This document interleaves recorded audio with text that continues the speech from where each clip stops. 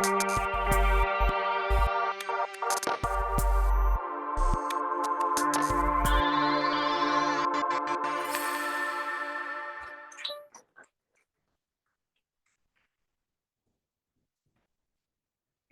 morning. Morning. And that was such a beautiful song. I'm so happy we took a moment and to see it juxtaposed with Monet's art. It was very, very calming, soothing.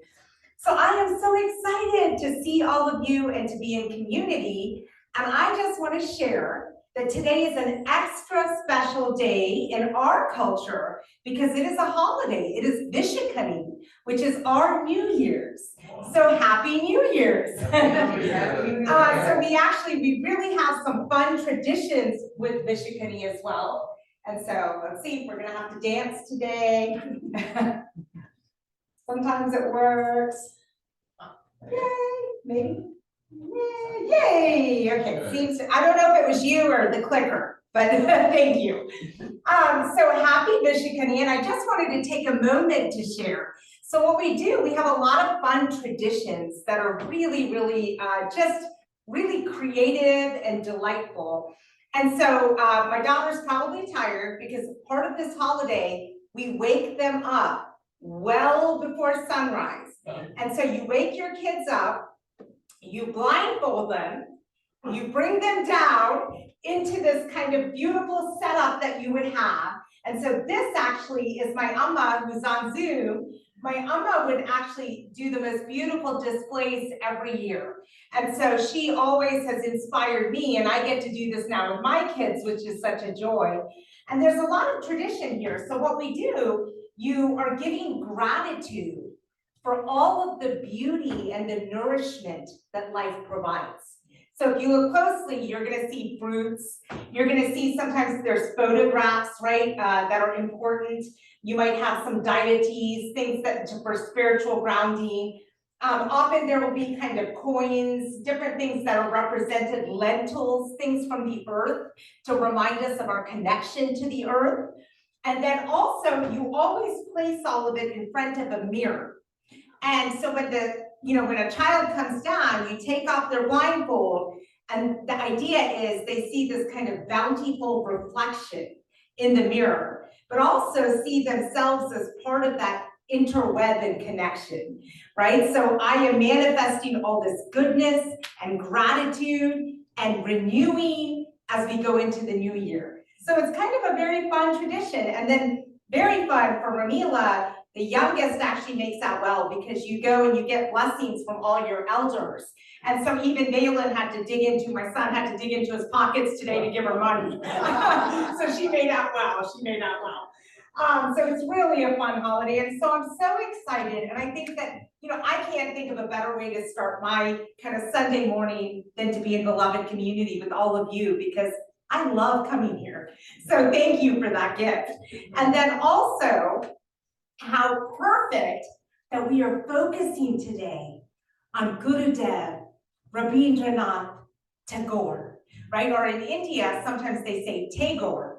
And then in Hungary, they sometimes say Tagore.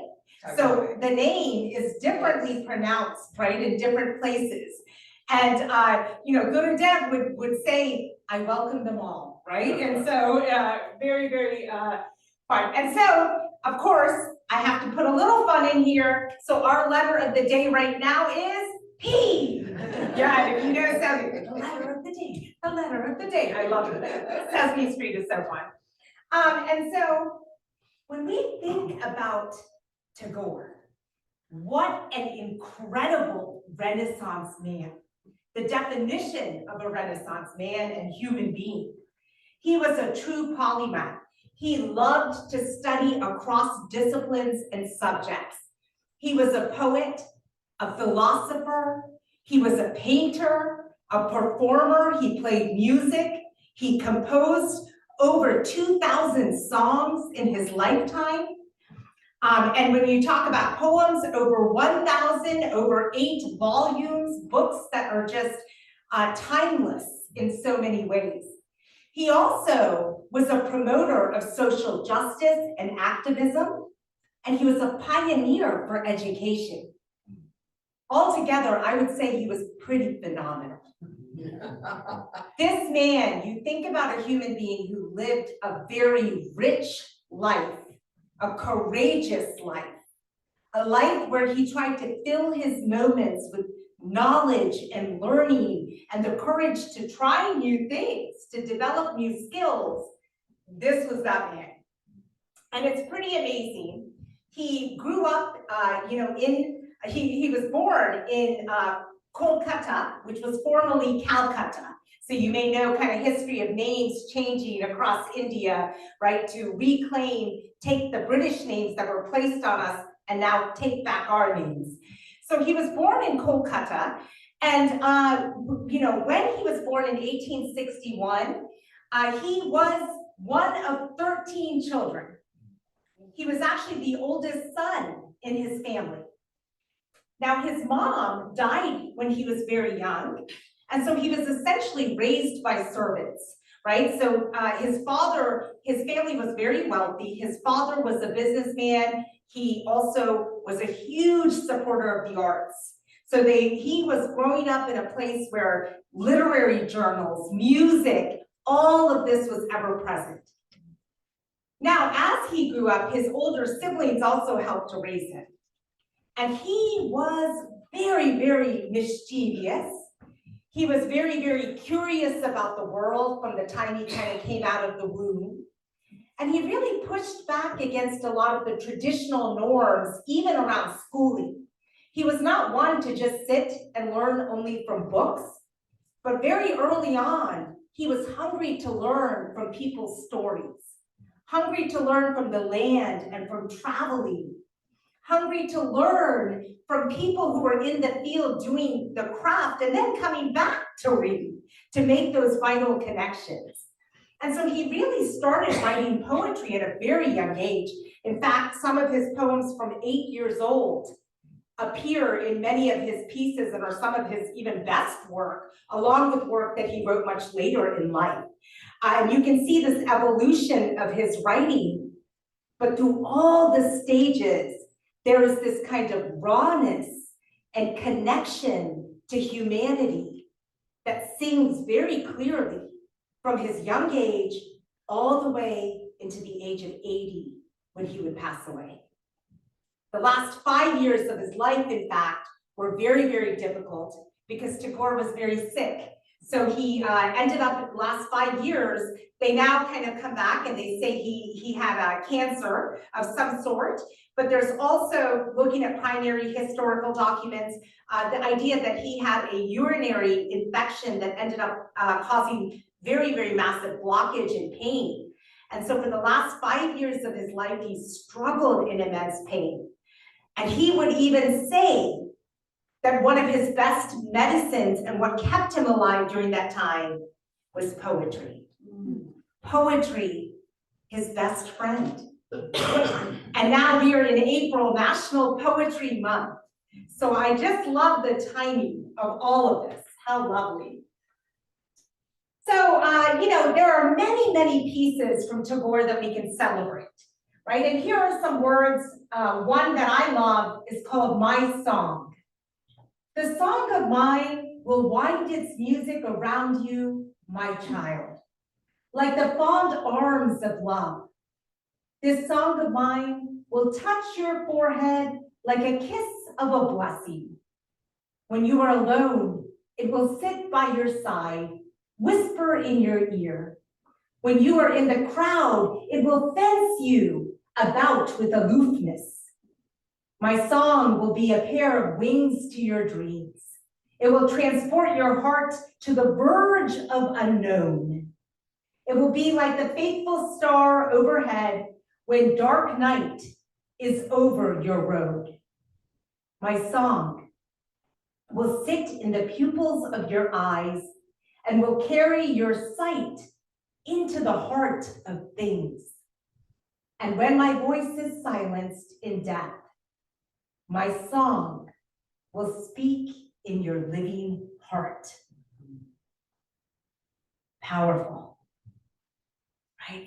And this I start with this because this is the power, right, of Tagore, right? The power of his work.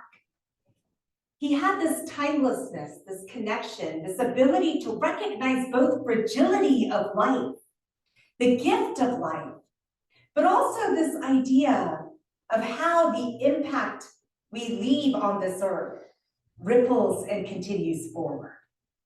What he describes as the song that continues, that we can listen and hear, even in moments of silence, right? Even when the song wasn't playing today, I could hear the song.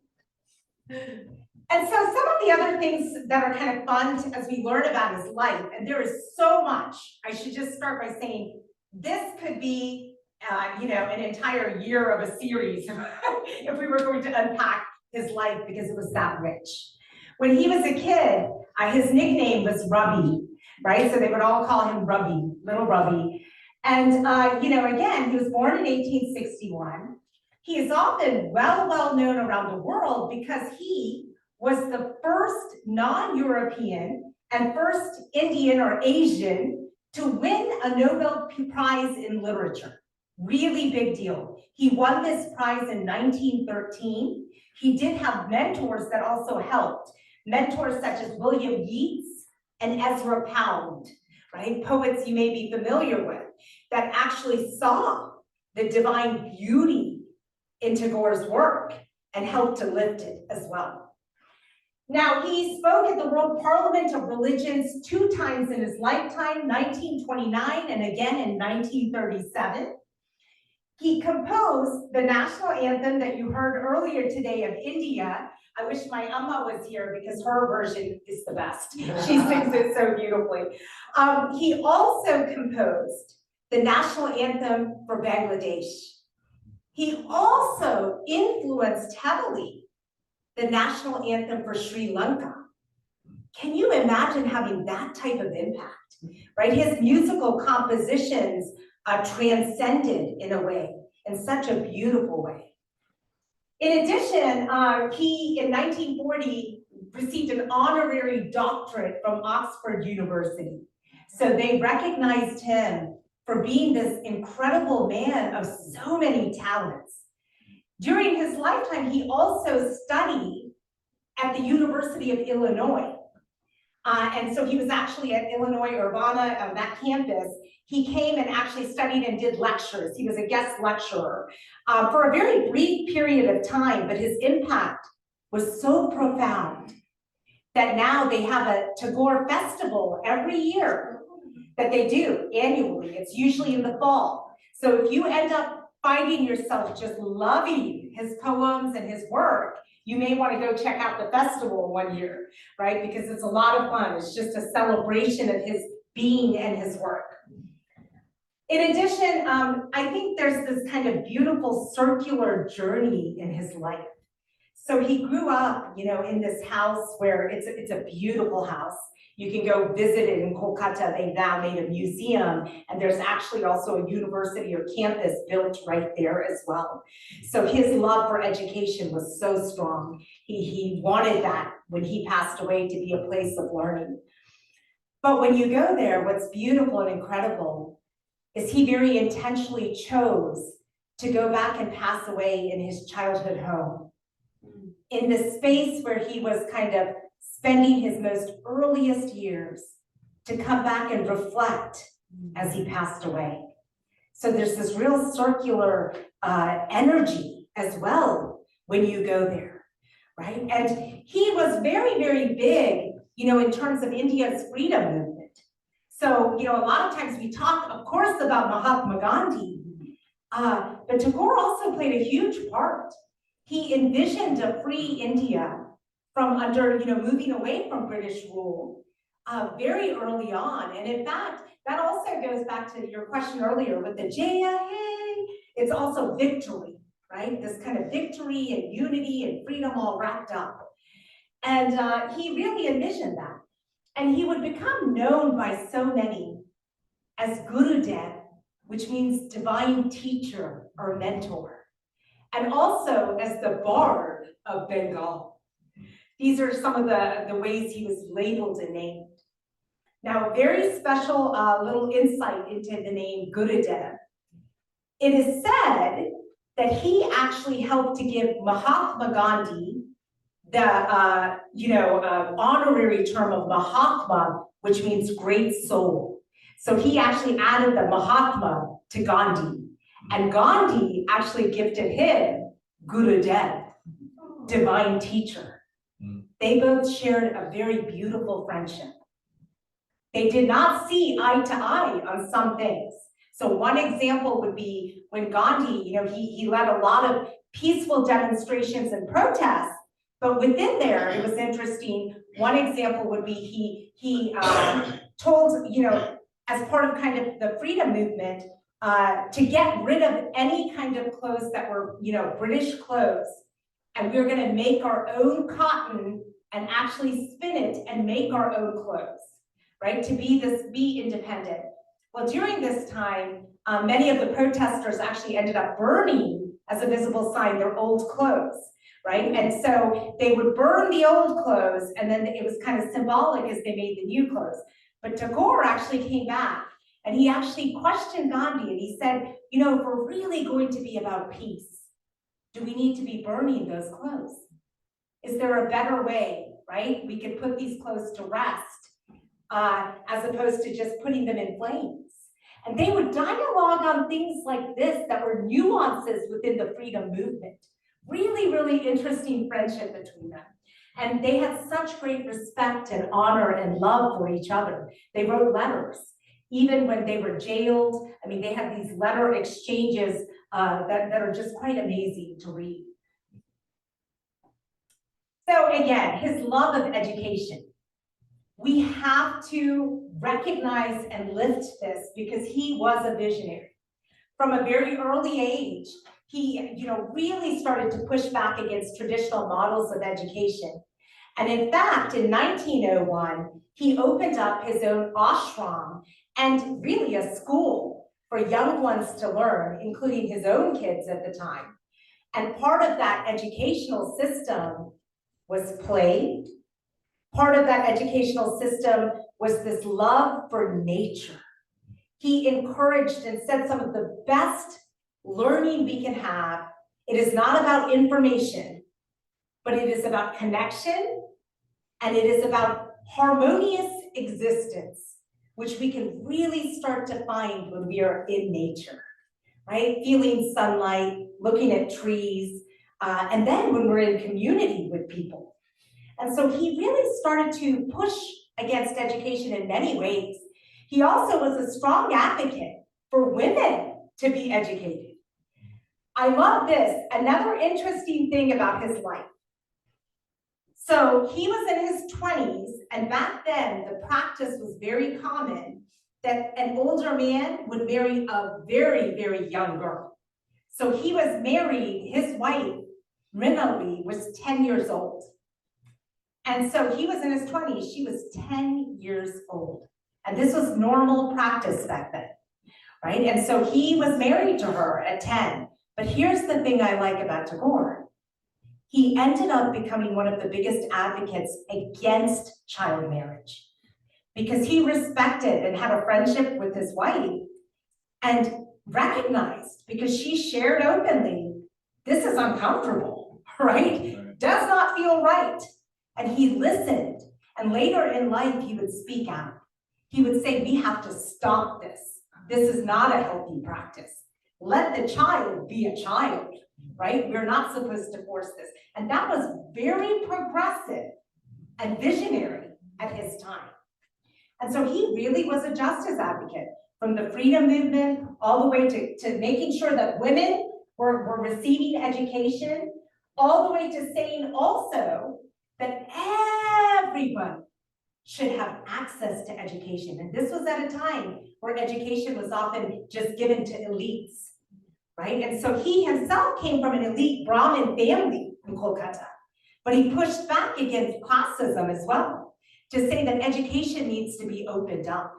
And so I think these are marvelous things. And during his lifetime, he had, many people who admired him, who looked to him for guidance, even Einstein So that's who you see here, right? Him sitting with Einstein. He met some incredible people and dialogued during his lifetime in a number of ways. And so I want to, just share some light here on his beautiful wife. She was such a strong woman, and she was a translator of poetry. She was very, very just strong for her time. They would go on together to have 5 children. 2 would die very early on, so only 3 would survive. But she was amazing, and she ended up dying very young. She died in her late 20s, and very, very young. I think part of it too, childbearing at such a young age was very hard on her body. And so he really grieved because he ended up losing her, his sister, and then in a very short amount of time, his father, all at once, right after they opened up the ashram and that school in the early 1900s. And it was a lot of death and loss. Early in life, when he was young, one of the most momentous experiences was losing one of his best friends, which happened to be his sister-in-law, and she committed suicide. And he lost her and grieved, and many of his writings speak to that grief, but also the importance of resilience and the search for joy, even within the space of grief. And so really, really pretty powerful things that he played with in his writings. Now, this is where he was born and grew up. What an incredible place. It's like a mansion, many rooms, beautiful greenery. It's now turned into a campus. He also opened up a university, and over his lifetime, over 300 educational institutions. He was dedicated to making sure education was in our world, right? He would have loved coming here. I love meeting all of you. I know that because he loved to learn. In 1970, India actually honored him with stamps, which I thought was pretty cool. And so they honored him here. And then also this is the university that he first founded, which is in West Bengal, India. And so they actually put it in stamps. And you can see in Kolkata, they have a beautiful statue of him that is just amazing to go look at. But it's interesting because you can find sculptures of him all over the world, right? In different countries because his impact was as such. So, what did he win the Nobel Prize in Literature for?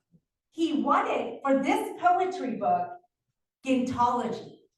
And Gitanjali was a beautiful, beautiful book. It actually means song offerings. That's what it actually translates to, song offerings. And in fact, his very first poem and book he made into a collection of books translates into Sun Lion, S-U-N, lion.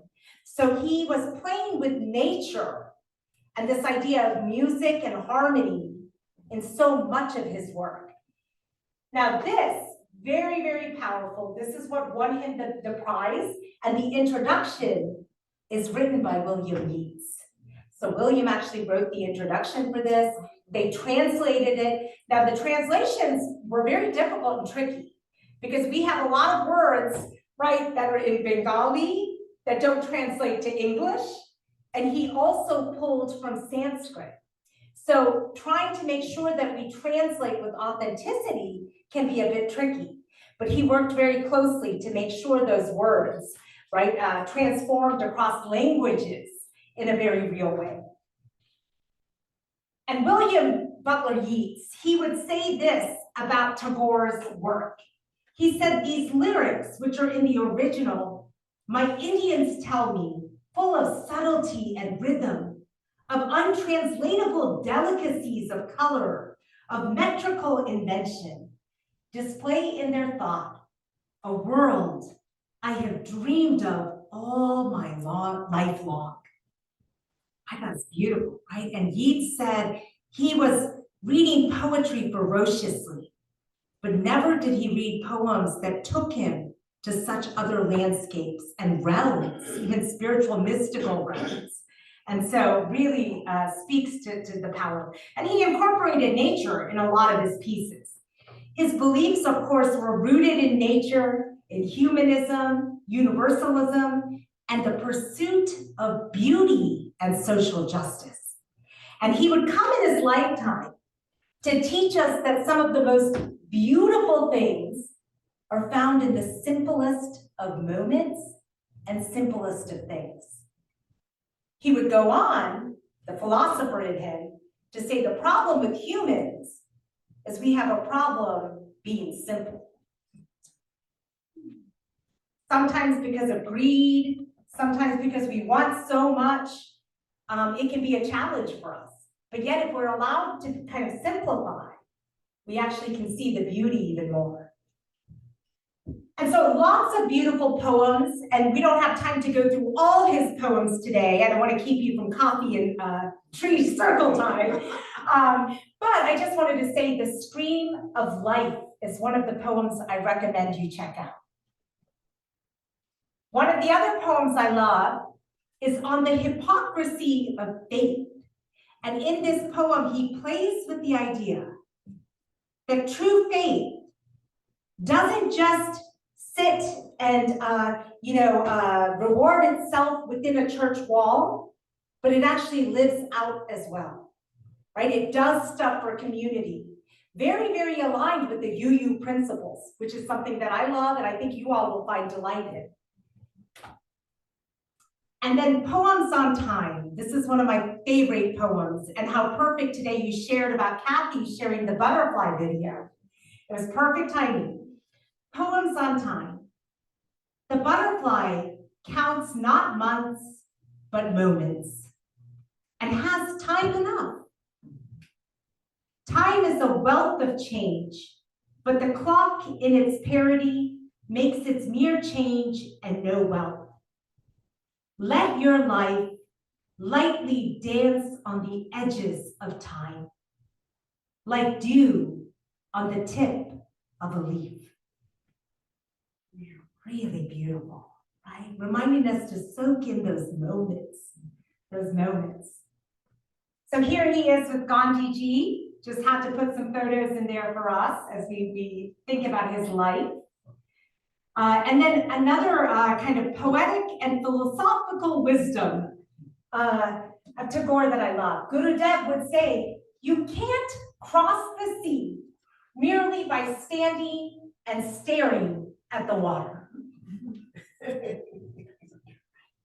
Really, really kind of wise, and he had a sense of humor. I'm glad some of you kind of laughed at that because he played with humor too, right? And he would often say, when you want to do something, it takes the courage to move and to do it. And it can be uncomfortable. It might be uncertainty if you think about crossing water. But there is this beauty when we trust in our divine self and actually take those steps. So I want to give a moment here just for Laura to be able to share from her trips, because the next two slides I incorporated are photographs of my dear friend Laura. And I just will share very briefly. Tagore actually was on his way to Budapest when he had heart trouble. And so he ended up staying. It wasn't that long of a visit, a brief visit in Hungary, but he would go on to describe this as the most beautiful place, most harmonious place that captivated him of all places of his travels. And so they honor him there at the Sacred Heart at the hospital in the promenade. Laura, would you like to share? And I bet it was incredible being there. Oh, absolutely incredible to be in Hungary and Balatonfüred, this town where I lived and I taught English for 6 years.